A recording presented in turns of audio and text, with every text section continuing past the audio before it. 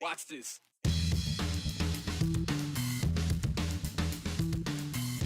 All aboard is something that hasn't been shouted, at least officially, at the Boise Depot in a quarter century. Could passenger train service pass through southern Idaho again? Boise's mayor sure hopes so. It's been part of Idaho's economic backbone since the beginning, but the timber industry is falling short when it comes to filling its jobs. Well, now the University of Idaho is offering a shortcut to the timber trade that will hopefully help. You know, gold was also a big part of Idaho's early boom towns. It brought thousands to Idaho's mountains, including one who is legendary for how she lived and how she got her name. 1997 was a year of loss. For those of you who may remember, Woolworth's closed its last remaining U.S. stores that year.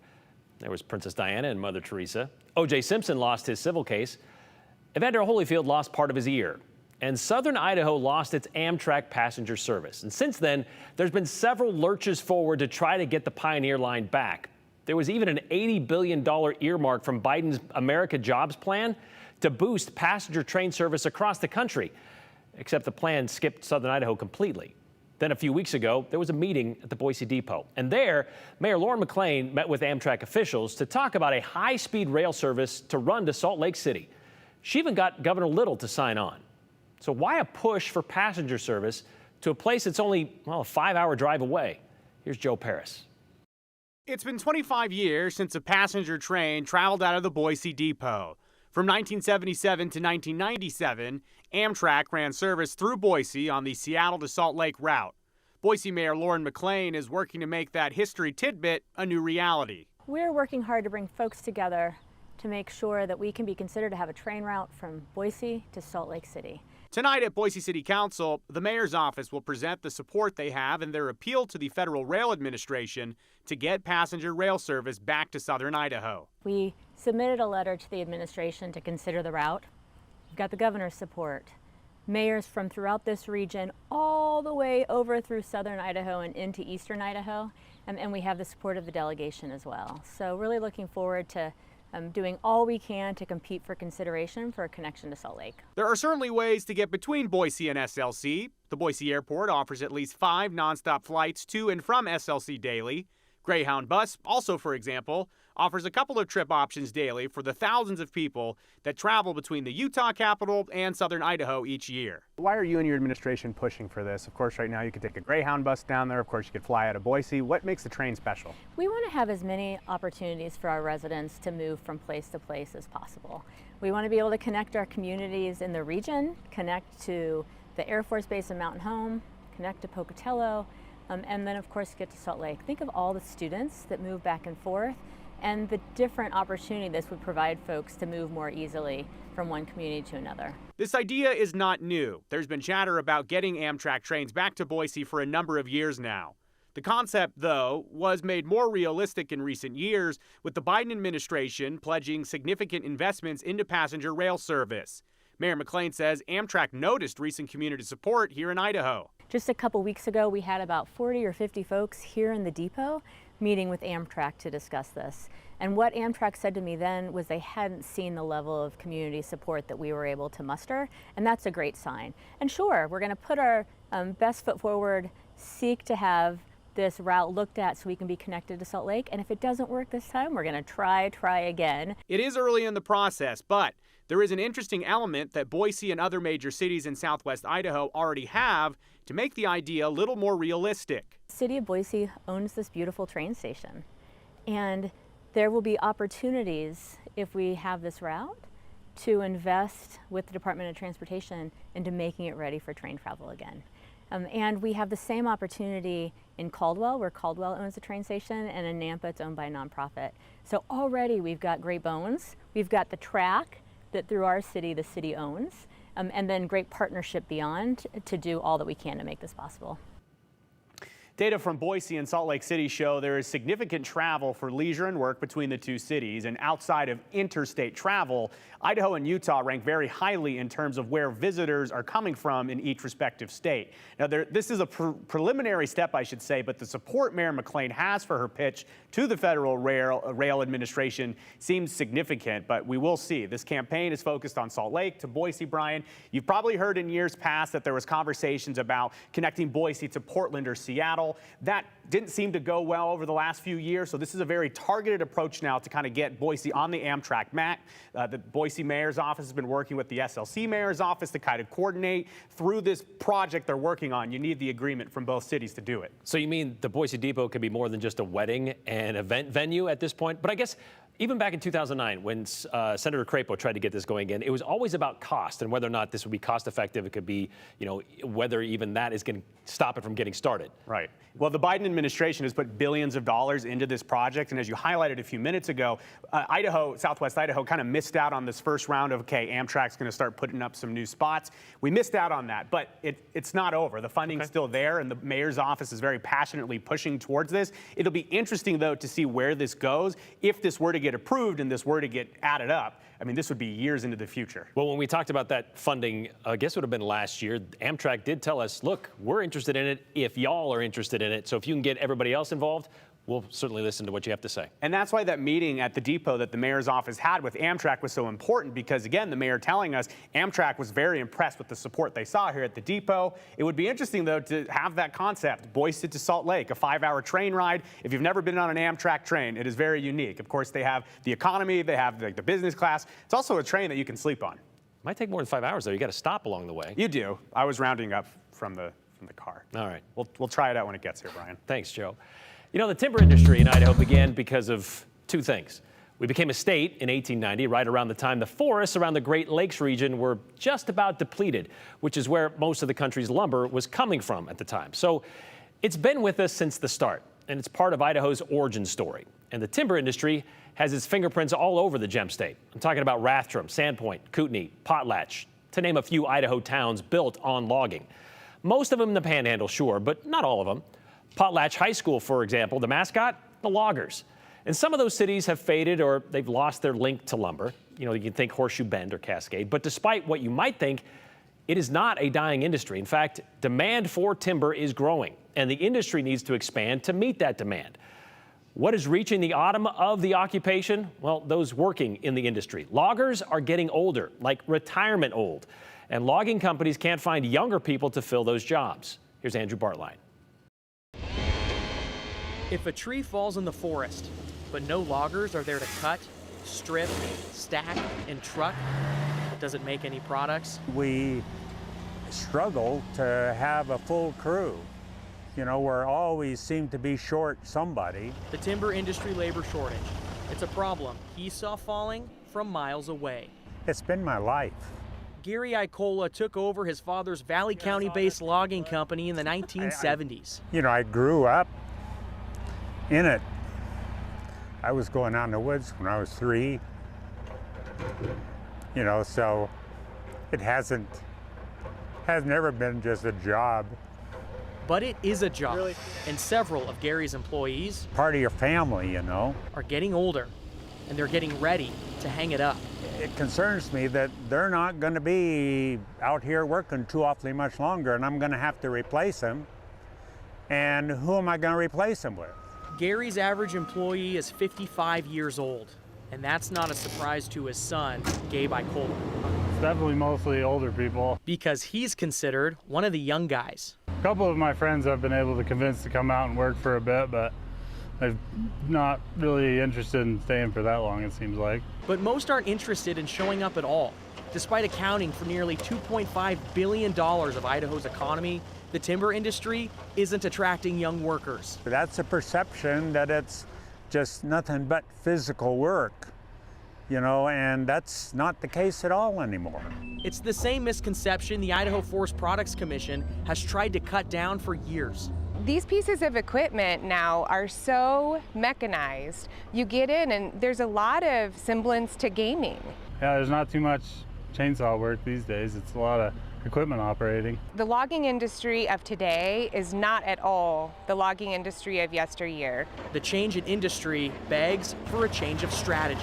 Due to recent updates in technology, loggers today are a little bit more brains than brawn, and the University of Idaho is trying to solve this workforce problem by offering a new degree path.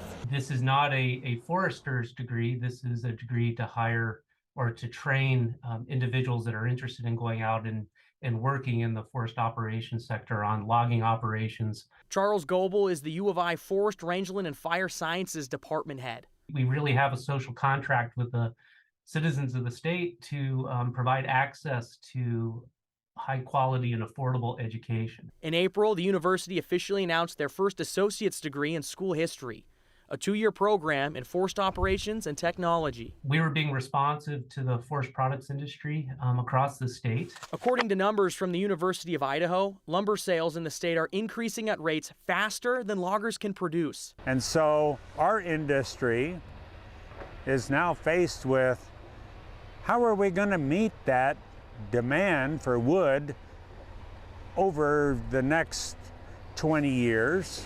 The antidote to the problem today is a simple diagnosis. Filling in for various jobs is need be, day to day. That's just expected now? Well, yeah, it's just the only way we can really do it these days. But it's not sustainable, because just like rotting wood, a logger can only spend so many years in the forest. The guy that's loading the truck, he's in his early 70s. Where all products have an expiration date. This may be his last season. I've been thinking about that. Who do I replace him with? Professor Goebel says loggers work directly with the university to outline this new 2-year degree path. They're hoping to see young people take an interest and jump at the opportunity because, Brian, timber is very important to the state's economy. And, of course, these people, these companies, a lot of them family, locally owned companies, they need people to go out and do this work. It seemed like it was very important to Gary as well. He seemed a little bit emotional talking about as much time as he spent in the forest with his business in this industry, and now trying to figure out, all right, how do we keep this thing going? Yeah, and it's a tough problem to diagnose, too. I mean, we look at numbers, Bureau of Labor Statistics. Idaho is the highest paying state for loggers. Really? $31 an hour. And they were telling me at ICOLA that they're paying people $25 an hour fresh out of high school. So, I mean, I guess there's risks and hazards, but it's much safer than it used to be. And he's struggling because he's like, I don't think money's the problem. But a lot of young people don't want to do it. You got to be willing to spend some time by yourself, but looks like in an air-conditioned tractor in some of those situations. So it's not, like you said, not like it used to be where you're strapping a saw to your back and heading into the hills. A little more comfortable now than it used to be. Exactly. All right. Thank you very much, Andrew.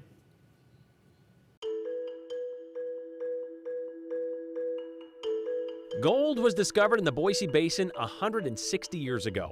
And because of that, we have places like Placerville and people like Peg Leg Annie, a name she earned because of her hard-living ways and strength to survive, but also because of a bottle of booze and a snowstorm. Speaking of happy hour, it's also time to text us. So set down the chilled beverage of choice and grab your phones. 208-321-5614. That is the number, as always. And as always, be sure to include your name and the hashtag #the208. We'll share a few of your messages at the end of the show. Well, if not today, maybe tomorrow.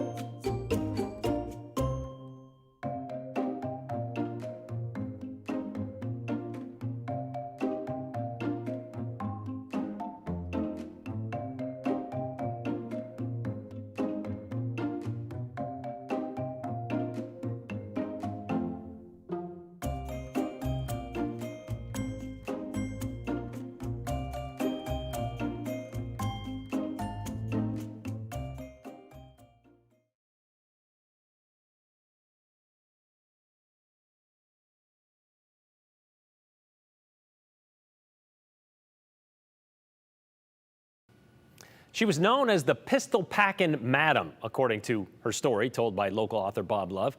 But she was also known for her survival of a snowstorm, albeit not completely, which is why she's also known as Peg Leg Annie. There's been stories and there's been songs about Annie, and there have been restaurants named for her. But it was on this day in Idaho history, Peg Leg Annie was brought into this world and unfortunately also taken out, with 76 years of strong woman survival in between. They left home on a Friday, in spite of the storm rolling round. So begins the folk song about an Idaho mining and mountain folk, Felicia Ann McIntyre Morrow. Bottle of whiskey, and a plan to go dancing in town. But who would become better known as Peg Leg Annie. The song begins there, but Annie's story doesn't. Annie was born on September 13, 1858. When her mother died just after delivery, Annie and her brother were raised by her father, Stephen, and his second wife.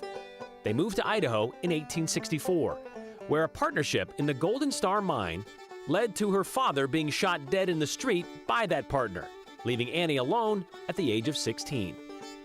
A year later, in 1876, she was married to Thomas Morrow, a man twice her age. Annie gave birth to 5 kids, but Thomas was apparently abusive, so Annie left him and the kids.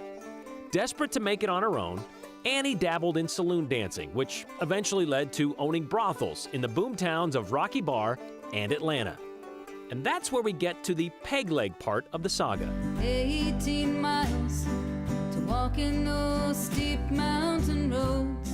As the song and the story goes, in 1896, after more than a few shots of whiskey, Annie and a friend, a fellow lady of the night known as Dutch M, decided to walk from Atlanta to Rocky Bar to go to a dance. A march of more than 15 mountainous miles. Even though it was May, a late spring storm rolled in and dumped snow for 2 days. Not properly dressed, the 2 women struggled. Dutch M didn't make it. Annie was carried back to Atlanta 3 days later with severely frostbitten feet. Both had to be amputated. Done with dancing, Annie then went to work doing laundry for the miners of Rocky Bar, while wearing woolen pads over her stumps, making money and a name for herself in the process. Peg Leg Annie passed away from cancer on her 76th birthday, September 13th, 1934. She's buried in Morris Hill Cemetery in Boise, next to her husband. Yeah, you and Dutch M can move on again and dance your troubles away. You know, there's kind of a gap between being a peg leg laundress and Annie leaving this world. Annie was apparently able to save a good chunk of change washing clothes for miners, and she was able to also find love again. She fell for a drifter who rolled into Rocky Bar and convinced Annie to let him take her 20-year savings to a bank in San Francisco. You can guess what happened next. She never saw that man or her $12,000 ever again.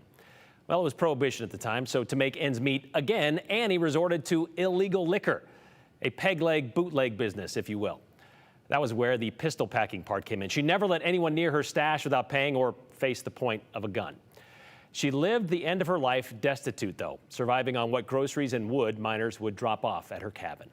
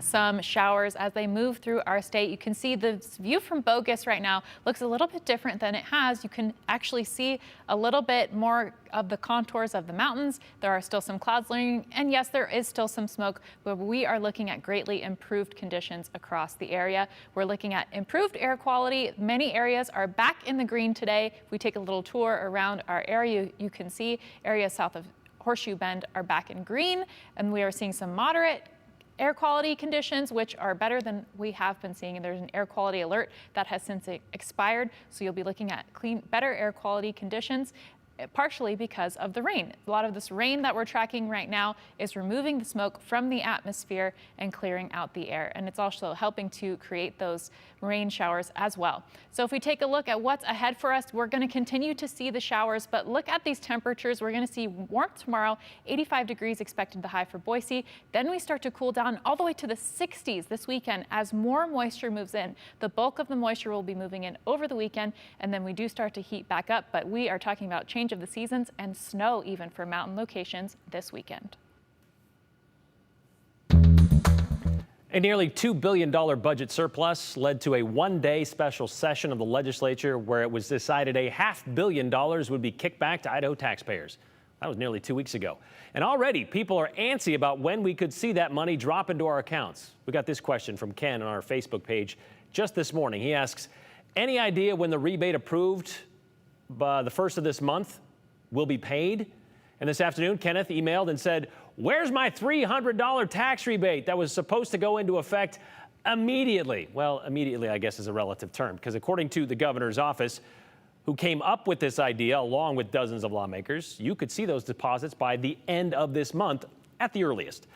That is, as long as you filed your 2020 taxes. It takes some time to get all of the, well, I's dotted, T's crossed, that kind of stuff. And if you did file your 2020 taxes, well, your work is already done. Depending on what you paid on those taxes, that's going to determine how much you will be getting back as early as the end of this month. It's either going to be a $300 per individual, $600 for married couples filing jointly, or if you paid a lot in taxes in 2020, you're going to get 10% of that back. It all depends on what is more, that $300, $600, or the 10%. You can track your rebate online at tax.idaho.gov/rebate. You're going to need some identification to do that, though. But it does look like your Halloween candy budget is going to get a big boost this year.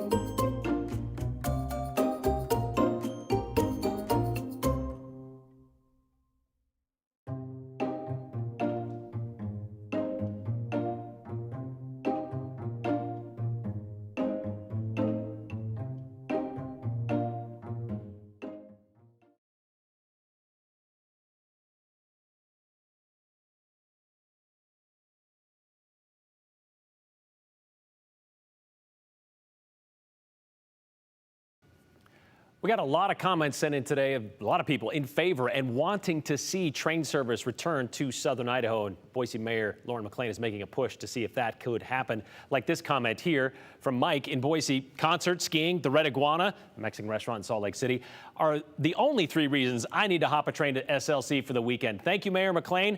Am I the only one out there that has never been on a train that has always wanted to? Asked Mike in Boise. I'm sure there's a lot of you, since it hasn't been in Boise since 1997, I can imagine, right? A lot of people moved here since then. As a kid growing up in Boise, we look forward to seeing the Portland Rose coming and going through Boise with high hopes it will come true. Southern Idaho needs it, says Paul in Boise. And I guess the sentiment is, as long as it's not like just because that's the way it used to be, that's why we should bring it back. I guess it has to be financially feasible, correct? Train stations in communities further west like Weiser are ready for Amtrak as well, says Joe Vaughn. And we got messages from somebody in Payette saying Ontario owns their train station as well and could and want to be involved in this possibly. So this whole thing could move a little further west, just not quite as far into Oregon as some other people might like. So what husband is Andy buried next to? The abusive first one or the second one she never saw again, asked Sheila. Well, she was never married a second time, and there was some question of whether or not she even divorced the first one. She just left him with the 5 kids, which might be punishment enough. We'll see you tomorrow.